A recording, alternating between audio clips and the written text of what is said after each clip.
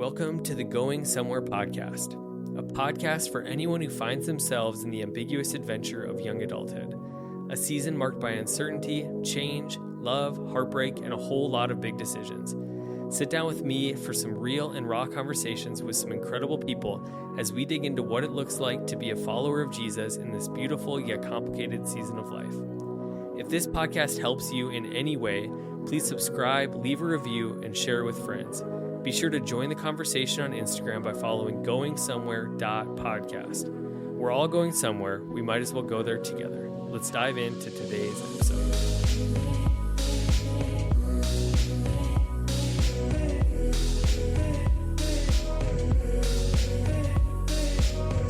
Hey everybody, Steven here. Welcome to the Going Somewhere podcast. Today, I'm joined by my friend, Ty Cannaday. How are you doing, Ty? Doing great, man. Appreciate you having me, bro, for sure. Dude, I am pumped to have you. I've only known you for, 3 years? 2 or 3 years? Yeah, I think a little over 3 now. But I feel like it's one of those things that hearts go deep. 100%, man. Every time I'm around you, I just love being with you. So Appreciate that. Tell me, the audience that doesn't know you. Yeah. Tell them about yourself. Who are you? Tell us about your family. Yeah, for sure. So you guys your audience can probably pick up on the country accent. So What? Not from, surprise. Not from North Dakota.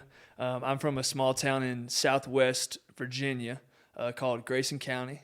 To be more clear, it's called Elk Creek, but no one knows where Elk Creek is. So I say Grayson County. We all know where Grayson County is. So yeah. Home of the wild ponies, just a lot of cool outdoorsy stuff. But yeah, so I'm 27, born and raised there, so super small town in the mountains. Not too much to do, so you definitely develop a love for the outdoors and sports and anything that can get you outside of the house because there's no internet inside the house.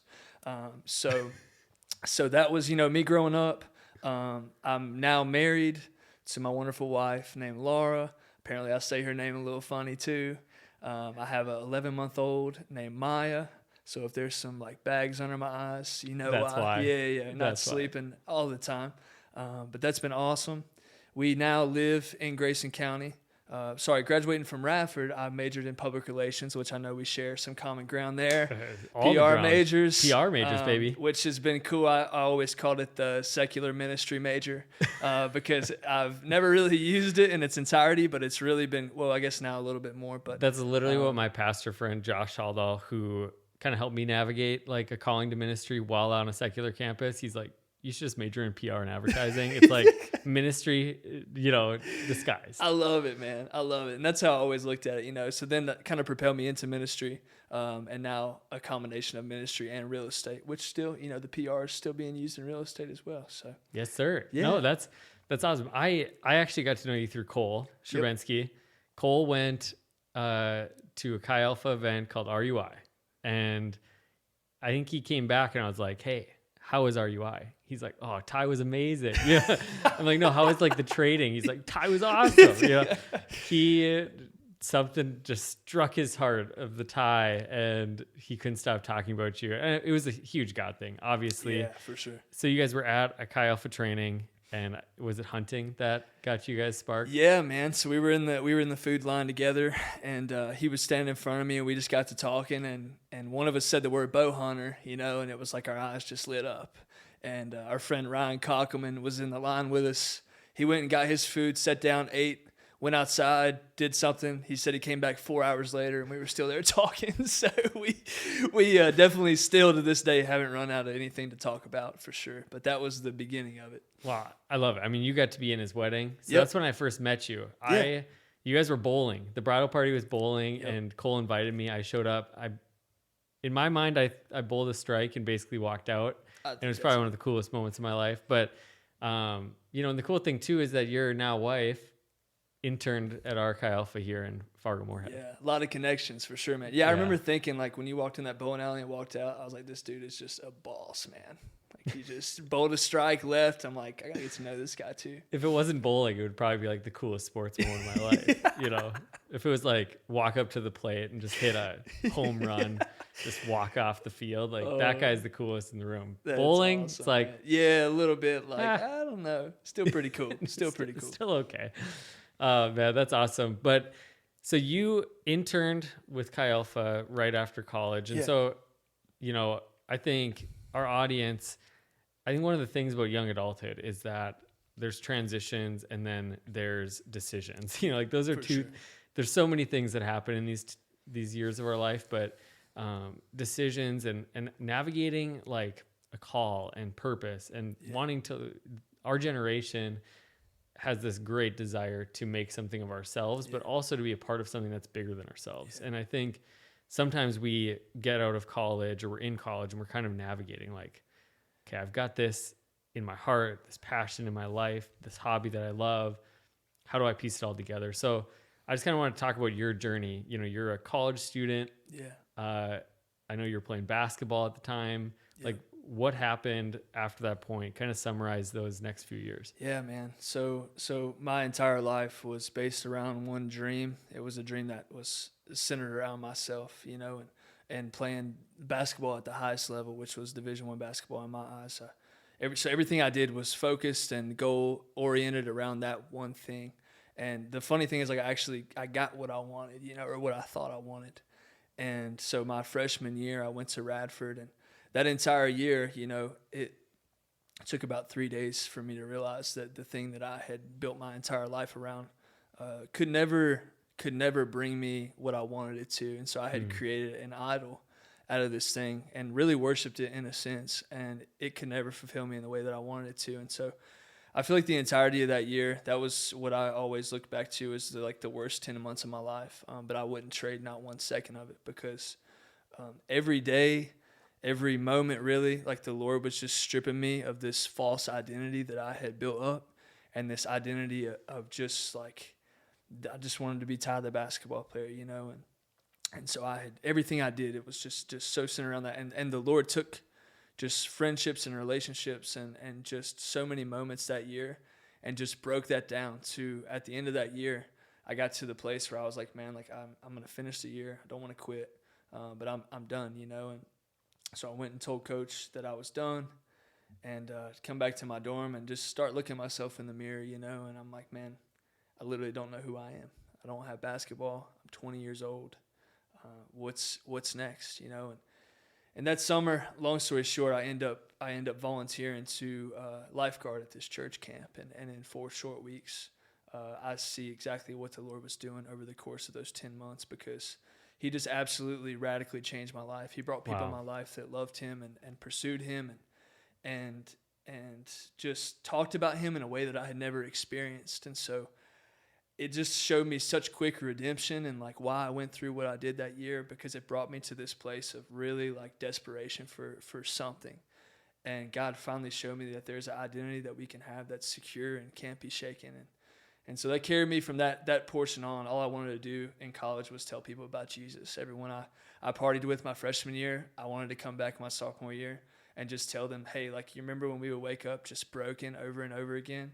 Like, there's something so much better. Wow. Remember when we would go out and do this, and this, or the way that we talk about girls? Like, I've got something that's so much more fulfilling. And so I just came back, and I was just so excited because I knew I had found what I had always been looking for.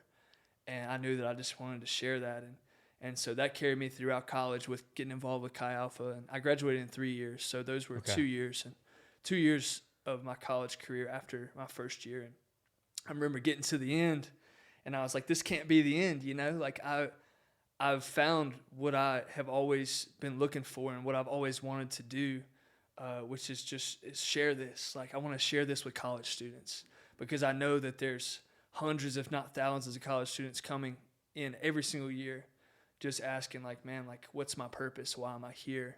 Or they think they know why, and it's to get a degree or to make money or to be successful by the world's standards. But I just knew that, like, I didn't figure it all out, but God literally just showed me, this is it. This is why you're on the college campus.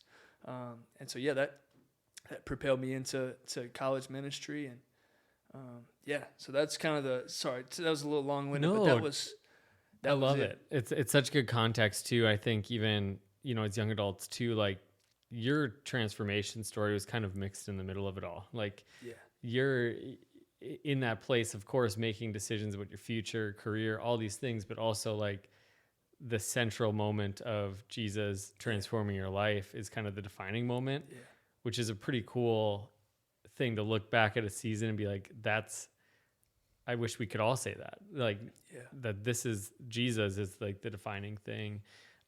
So going into ministry, you didn't necessarily say like, this is the type of ministry or this is the organization that I want to be with forever. You were just like, I need people to tell about this amazing person that's changed my life. Yeah. So it was like, man, going off of what you just said, it just kind of reminded me. So my in high school, what I would always say, and I think it was actually my quote in my yearbook, in my senior yearbook, was, my biggest fear is that I will look back at the end of my life and realize that my life had no impact at all. So, but what I also realized is by living like that, it was still a very like self-focused way to make an impact, if that makes sense. So I wanted to make an impact so bad, and I didn't know how until finally I had came to the end of myself. And then I realized, man, if I live a life that's hidden in Christ and a life that is built on the rock and that points to him and that if he's central in everything I do, I never have to worry about that again because my life won't be my own and it won't be for myself, and I'll live unselfishly if that's what I pursue. Yeah. And so that's what carried me into college ministry was like, man, you know, I was like, man, I just want somewhere to tell people about the Lord. And it just, I guess the carryover for me just clicked. It was just like, man, these college students are here. I had this story about how the Lord transformed my life in college. And I feel like it's the most strategic mission field in the world. You know, you've got people that God is sending from not just across the state, but from across the world and countries that we can't even get into sometimes. And he's bringing them all to the college campus. And we're on a level playing field. We're friends. We're building community together. And now we have an opportunity to show them what it looks like to let the gospel be central in their lives too. Yeah. And so when they leave after their 4 years of college, it's like, man, now they can go back to Thailand, to the ends of the earth, and they can share with their family about who this Jesus guy is. And so, yeah, it just made so much sense, you know. Amazing, yeah. And it was just exactly where I needed to be for that portion of my life. And I wouldn't trade not 1 minute of it. Dude, I love it. And, you know, in our FM Chi Alpha, you know, one of the things that we say is like, find Jesus, find family, find purpose. And I think, you know, you were doing that in like a expedited for sure time period. But, you know, the purpose portion, like when did, you know, so obviously you spent time working with Chi Alpha, and then what kind of happened after that, and like what kind of led to where you're at now? Yeah. So I was a Chi Alpha pastor for, I think it was 4 years total. I was an intern, then 2 years, and then another year. So the last year I got married to Laura, and we had to backtrack a little bit. You know, you had touched on the connection with Cole. And so over the years, I had started to volunteer a bit with the AO1 Foundation. And my other passion that we haven't touched on quite as much yet is just the outdoors and hunting specifically, but not just for what it is, you know, but for everything the values and things that it instilled in me, and the things that it taught me, and just having a passion to teach that to others and show them what it looks like. Kids that maybe come from a family that have never hunted, or, you know, maybe they're from the city where they didn't have the same access to be able to do that. Those things were always tugging at my heartstrings. So even through the years I was a college pastor, I was always looking for opportunities to bring students home for Thanksgiving, you know, and take them hunting, you know, for the first time. And that was always just one of the coolest things, you know. And I started volunteering with AO1 Foundation a little bit, and it just kind of the first trip I went on was a bear hunt. It was in Tazewell, and I just remember coming back from that hunt. Where was it at? Tazewell. Like everybody knows. Oh, Tazewell. It was Tazewell. It was in the middle of nowhere in Virginia. Yeah. We'll put it that way, right on the West Virginia line. And we brought some awesome kids from Philly, and I just remember coming home from that trip just so filled up, you know. And I was like, man, if I could do this for the rest of my life, if I get the opportunity, like, this is it, you know, like, this is where my two passions collide. And end up just over the years, I got an opportunity to do an internship with AO1. And then at the end of my last year as a college pastor, me and Laura just began to talk about it. found out that we were having a daughter as well. And those things all kind of filtered into the decision of, hey, like, I just feel like the Lord's transitioned us, to something new, to a new season. And so we ended up coming toward the end of that year. An internship opened up with AO1. And we spent a lot of time just talking with people, talking amongst ourselves and praying about it. And just felt like it was the perfect opportunity to transition to just a place of passion that I loved. And just to walk through that door and see what the Lord did with it. So that's kind of how it all began with AO1, was just walking into the internship that year. Yeah. And just kind of seeing what happened, and just really feeling a ton of peace about it before, and not to dive too deep, but before finding out, that our daughter was going to have the Down syndrome diagnosis, and a lot of other things that played into that. We just saw God's goodness as he led us in that season. And as we kind of touched on before even the podcast started, a lot of stuff even makes more sense now looking back in hindsight. Right. Because you can see what God was doing and how he was moving stuff around. And now you look back and you're like, that makes so much sense. When at the time it was just more so peace than it was like logical sense. But now you can see it. So, well, one of the things that you mentioned was just like that marriage of like purpose and passion and like Jesus, and like the things that you're most important about. It's one of the questions I love to ask people, especially young adults, is just like, it may not become your career. And for you, it wasn't something that was just like the open door was like full time with benefits, like let's just jump in. But I always like to ask people, like, what are you most passionate about? Like, what are the things in your life that you love to do that you could spend copious amounts of time and money doing? And how can you tie that to the gospel? Because I think sometimes we tend to live like these separated lives. Like, absolutely. For me, one of them is sports. Like for years, sports, like you, was just like the pinnacle. Like this is what I wanted with my life. But then it transformed into more of like, okay, I know I can't play it, but I'm still going to be really engaged. And what was really cool while I was in college was just seeing how God opened doors of like, I had this passion for sports, but I also had this deep interest in like the behind the scenes of sports and also the life of an athlete, because I think oftentimes, especially at D1 school like NDSU that has a pretty big football program, like everybody just kind of like looks at them and it's like, wow. I just had this like deep-seated thought, even without Jesus in the mix, of like their life is so much more than just football. And then the heart of like, they need Jesus just as much as any of us. For sure. And so God just opened these doors with specifically football guys and now basketball guys. And like, he's kind of brought this together. And it's one of my favorite things, that one of my passions has been merged with Jesus, So what is your advice to somebody that's maybe out there going like, man, I love to hunt, or I love to do this or that? Like how would you go about that? Yeah, that's so good, man. And that's something that I think even now I'm still figuring out. But one thing that I learned was exactly what you had mentioned is we have such a tendency, and I had such a tendency to just compartmentalize those different areas. When I went hunting, I would go hunting. When I went and played basketball, I would play basketball.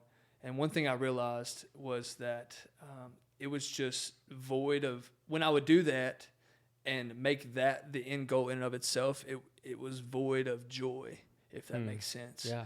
And so I had talked to one of my mentors about it. Her name's Joy Schroeder, and she's super special to me, and I'll probably reference her Shout a out few Joy more Schroeder. times in this podcast for sure, just because she's taught me and entrusted me with so much. But I talked to her about it. I said, Joy, I'm just having a really hard time when I go out and when I'm going hunting or when I'm going fishing. I'm just having a hard time connecting that to my relationship with the Lord. And she just looked at me, and as she could do, just simplifies everything, But she was like, Ty, just take Jesus with you.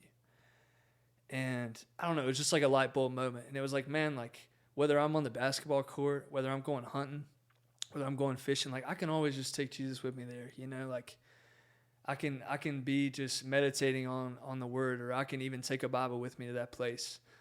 There's just so much there that's left on the table when we make those things just in and of themselves the end goal. That was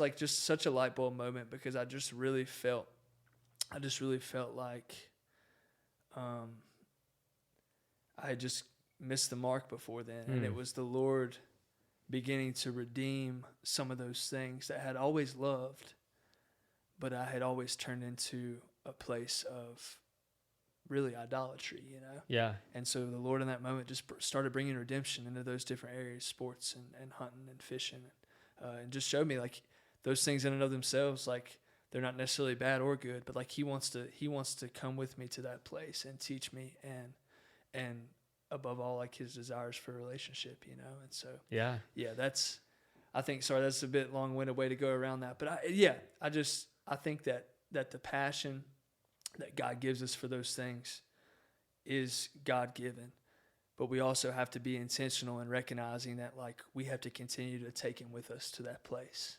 instead of just making those things the things that are like our end goal.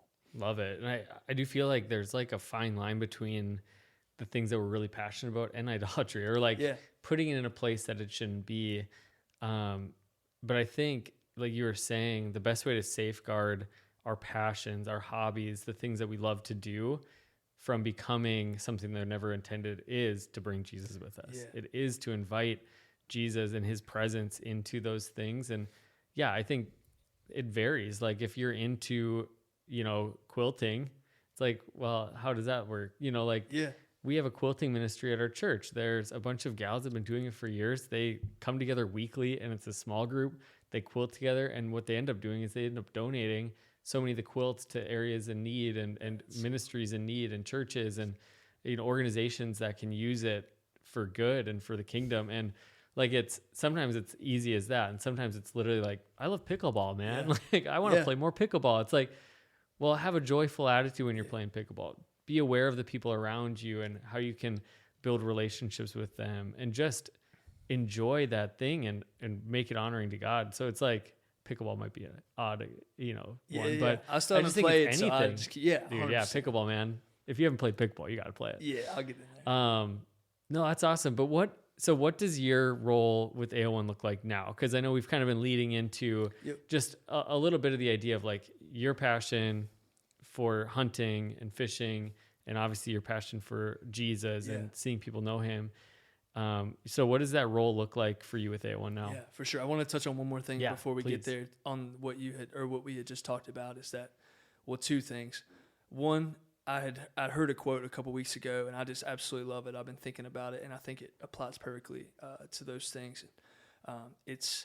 He had talked about, and I think it might have been Matt Chandler, but he talked about how a lot of times with the Lord, we'll like do like a priority sheet, say, for example. And so we'll put him number one, and then we'll just list off everything else 1 through 10, right? And he said that's not necessarily a bad thing. He said, but more so, Jesus wants to be the paper in which those things are written upon.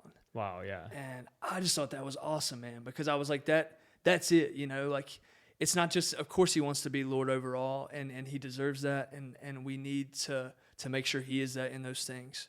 But he also wants to be central in those things, Yeah. And so whether it's pickleball, or, my marriage, or friendships, relationships, all the way down the list, like if he's central in all those things, like that's it, we've got it nailed. And so I just thought that was really cool example, a way to look at that.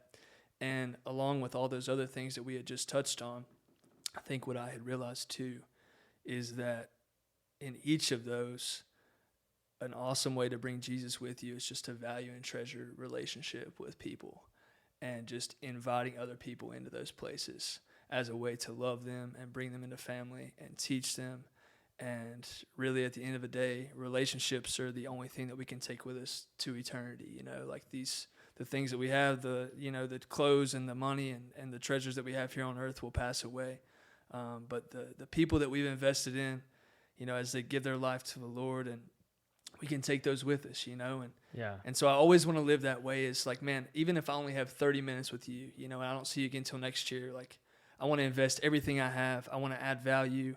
I want to listen. I want to be present for those 30 minutes, And I feel like if we invest that way and live that way, that's a heck of a way to live, man. Like that's how Jesus lived. And I think in all those things and everything we do, just living like that and valuing relationships. And then to get to your question, so I just really wanted to share that. Man. So my role with AO1 now, I don't know what my official title is. I don't really care. But I get to take kids. So I'm on the East Coast, and so I do outdoor ministry on the East Coast. And so I get to take kids from the greater Indianapolis area who have life-altering medical hardships. So a lot of these kids are either have or are battling or have battled in the past cancer.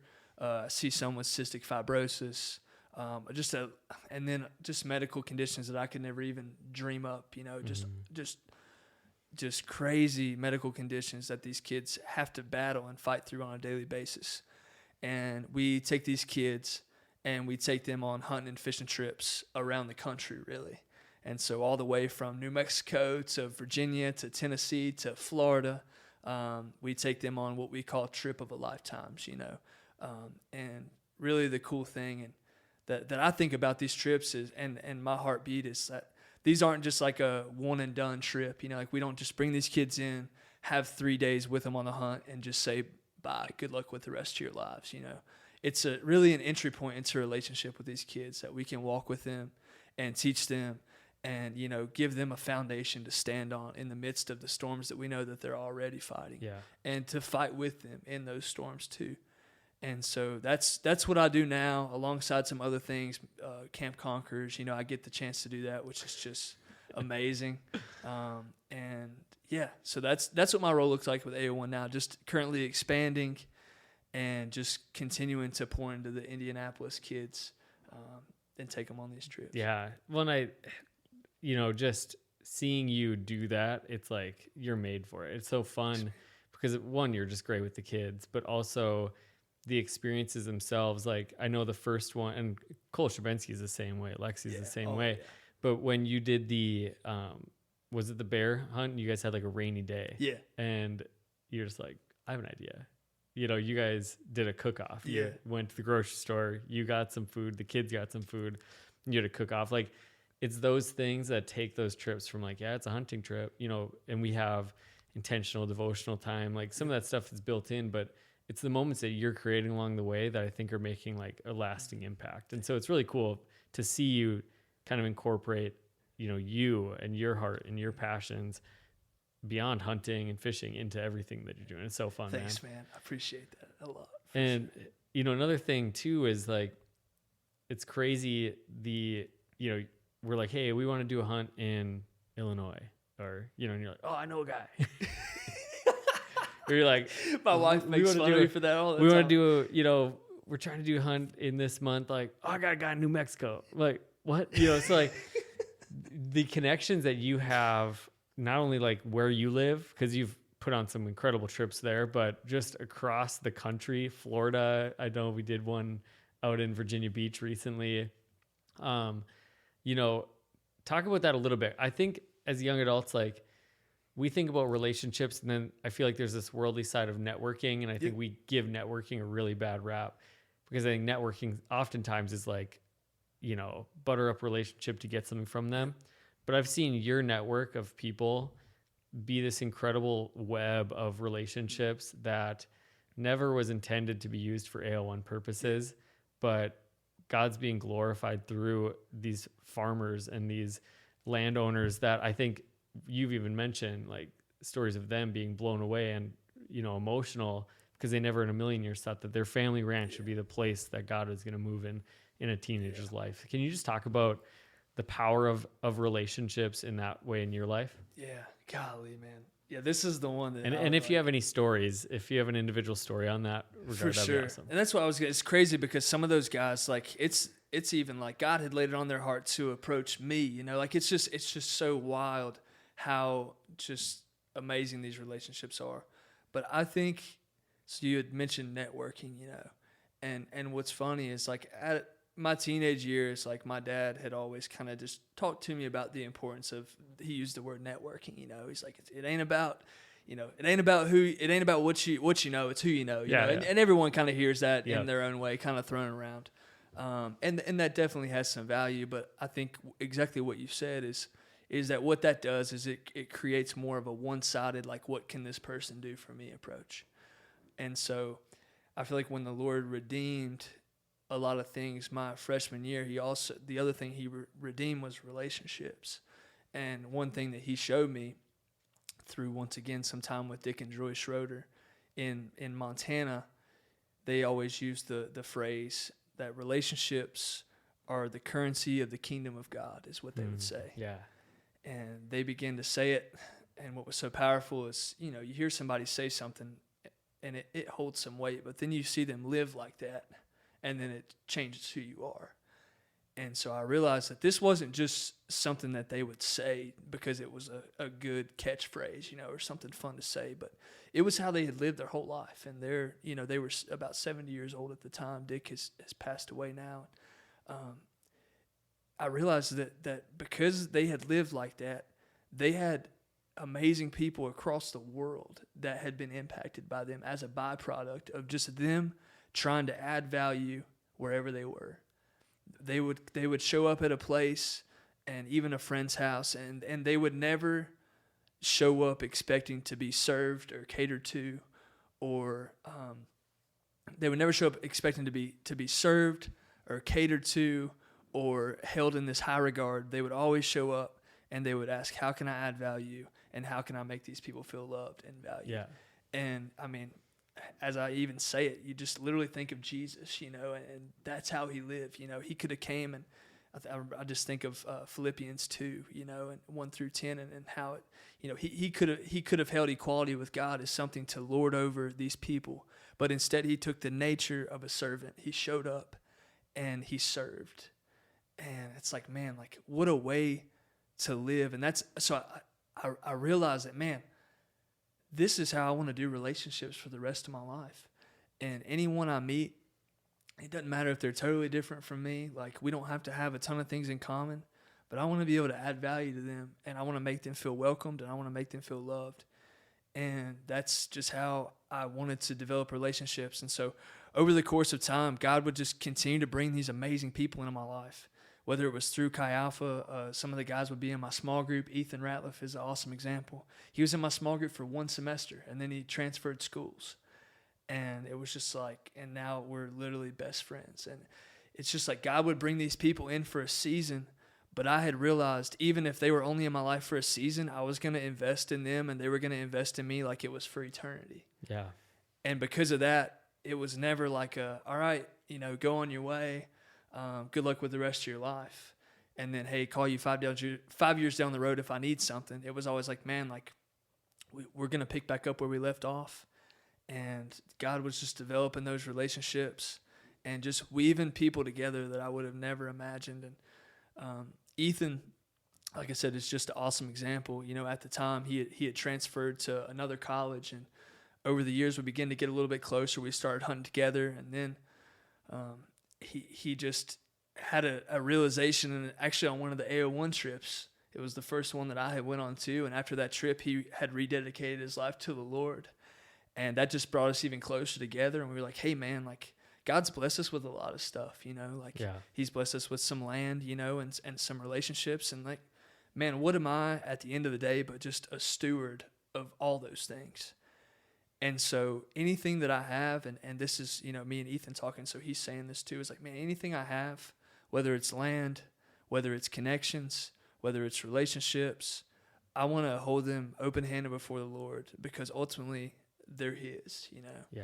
And I think that's what has created just this awesome just opportunity across the country when it comes to hunting and fishing. And, even if we're traveling across the country, a house to stay in, or even when we come to North Dakota, we've got all you guys out here. But I think it's just always been because of just the realization, like, man, I didn't do anything to get these awesome people. And at the end of the day, like, if I hold them with a closed fist, like, I'm only, it's just not going to do anything. And so I just want to be open-handed before the Lord, knowing that he is what brings these things, and he's what molds these things. And if I'm open-handed before him, like if it's not, if he wants to continue, then he'll be the one to continue to just do what he does. And so that's been the realization with those things. And that's carried into just some awesome stories. One more story is my friend Adam Gamble and Aaron Gamble. They're brothers, and they're from where I'm from, but we never knew each other growing up. And we had done a few FCA retreats together and gotten pretty close over the past couple years. And when I moved back to my hometown and started with AO1, I had made a list of the people that I would love to connect with because of their hearts and because of some of the farms and different things that they had, and to see if they would want the kids to come out. And Aaron was number one on the list. He was the one that I had put at the very top. They run a big cattle operation. They have a beautiful, beautiful farm. And I know his heart is just so for the Lord, and he just loves those kids. And so I had him on my list, and I was going to call him, a couple weeks down the road. And he reaches out, he calls me. And I hadn't contacted him, and he says, man, he said, I just feel like the Lord's laid it on my heart. He said, I want to open up our farm for you to run these AO1 hunts here.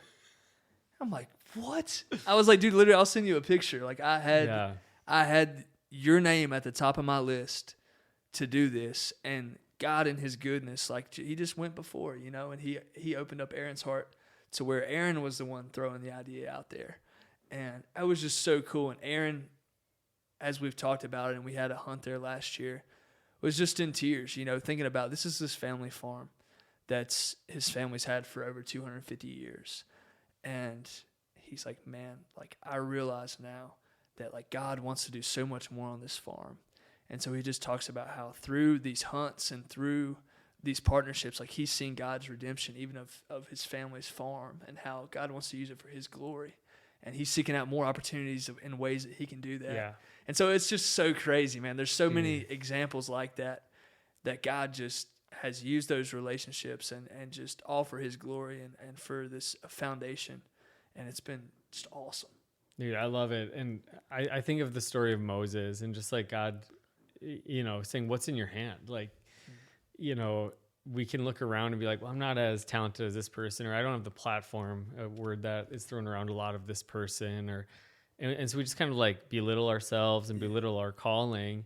But when we take inventory of what we do have, and Aaron, hey, this land can be so much more than just a good farmland where we make good profit and we leave a generational, inheritance for our kids and their kids. No, this can be something that's kingdom, has kingdom purpose today and beyond. And dude, I love that. And I know you could go on and on with stories and kids' lives being impacted and stuff like that. I know Camp Conquerors, you're a hit there. We do pieing at the end. So if kids do what we call morning accent, man, I'm convinced that's the only reason. If we do morning dip, where the kids jump in the lake, they get to pie a counselor or a staff member on the last day, and Ty shouldn't even wipe his face. All the kids are coming for him. But no, I mean, it's not only, it's your accent. What do they make you say all the time? What is it? I'm Ty. Ty. Oh, they say, oh yeah, I'm Ty. I like to catfish. That's why they call me Whiskers.